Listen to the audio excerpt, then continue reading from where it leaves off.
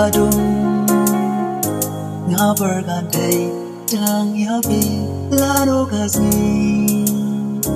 nga yo ibian yabi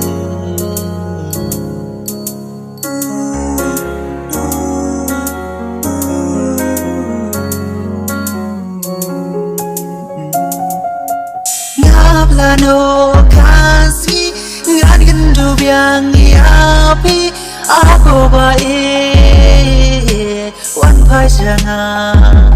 one pasanga ba da kumne wa chule be na sio tu nga la bagla to mo ya jing du na jawa sing long river da tan jing du na ah le mi na ta chicken tin ya bi ngan to sna hava bagla hi mangaya laka man se magloi ban pen ling a hava bagla hi ma pi nga gloi da dor po sam ki ha pyndem ya pi pa pen po sam ri ki nga ha pyndem ya pi pa pen po sam ri ki ya pi bangan pen ni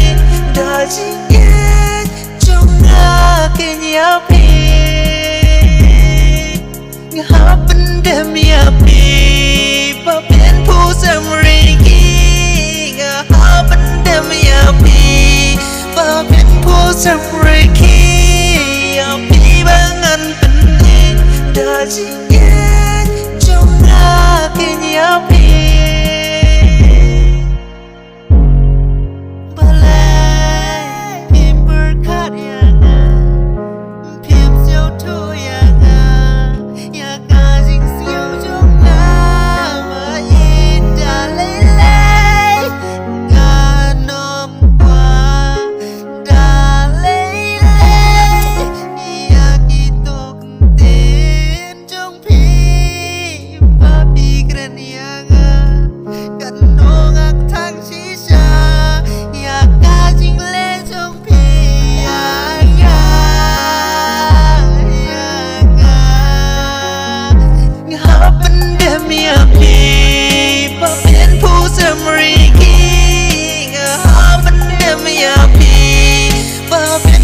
sam ri ki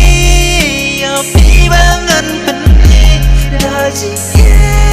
chung nga ke ya pi nga pyndem ya pi pa pen po sam ri ki nga pyndem ya pi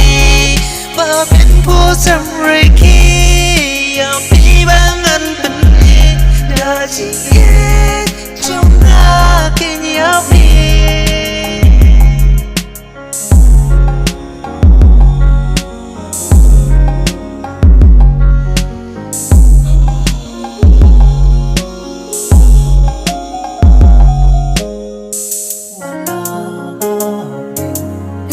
badung nga bergan day dang yabi lano gazni nga yo ibian ya